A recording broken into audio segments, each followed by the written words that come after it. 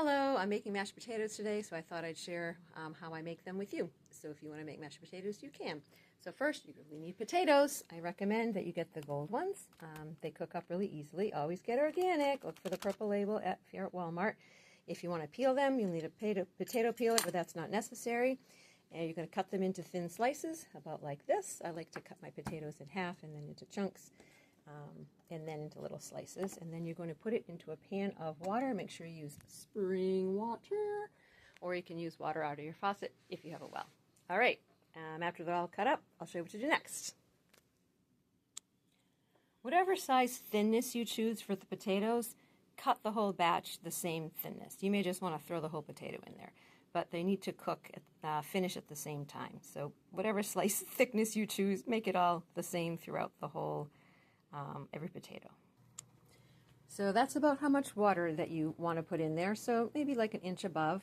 And then you're going to put some Celtic sea salt. I have it in my TikTok shop, or you can just go to Amazon and get some. Be generous. These are your minerals. You need sea salt throughout the day, every single day for the rest of your life. You cannot overdose on sea salt, so be generous with it. All right, then we take a lid and we put a lid on it. Now, you have to keep an eye on this. I'm going to put it on high. All right, so I got a high heat going on. Not too high, medium high.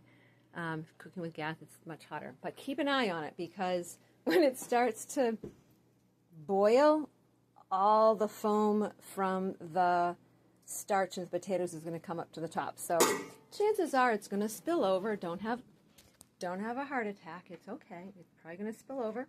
But just keep an eye on it, and then you want to turn it to kind of like a lower heat, which is called a simmer. All right, so we'll get to the next step next. Let it cook. Oh, wait, you have to know when it's done. So you're going to take a fork. And you're going to kind of test it like in 10 or 15 minutes. You're just going to put your fork in to the potatoes, and I'll demonstrate that, to see if they're tender enough to be drained and mashed. All right, so as it gets near to boiling, it's going to look like this. So this foamy stuff, I'm going to let it boil over too, so you can see what that looks like. But you can take some of this off. It's going to get rinsed off anyways, but it helps, I think, especially with a big batch like this, to okay, here we go. I'm going to let it boil over so you can see what that looks like. All right, so that's what it looks like when it starts boiling over. So all you have to do is take the lid off.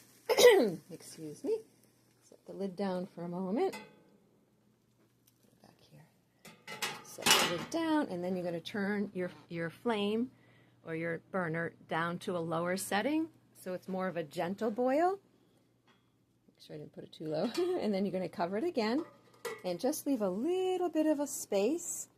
Like this. If you have a lid that sits inside, you just want to tilt the lid just a little to let some of the steam out, and that should prevent it from boiling over again.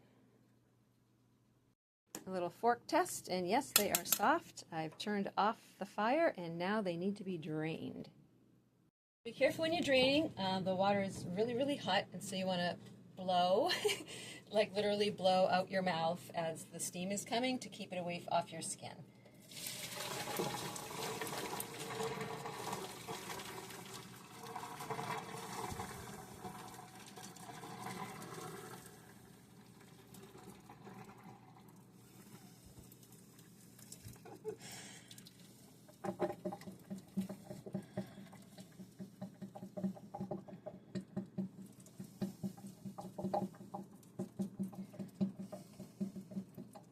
All right, use pot holders. If you don't have pot holders, you want to use something that looks like this, a towel folded up or a washcloth folded up, both hands, to protect your hands.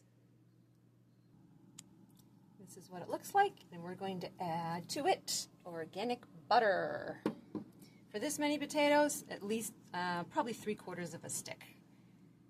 So I've added the butter.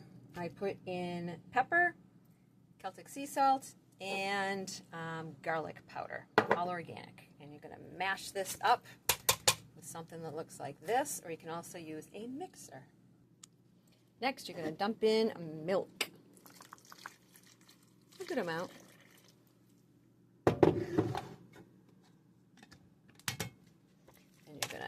mash it some more and work that milk in. This is where you decide how mushy you want it. You can add more milk if you want it, and then you want to taste test it. This is going to hurt. Let's see here. So this is going to need more pepper, more salt, and more garlic. It's the first time I've made such a big batch in like decades. All right, there we go. Garlic, salt. Folks don't always add their own salt in too. Let's see here. Oh, I need my other pepper. All right, so more pepper.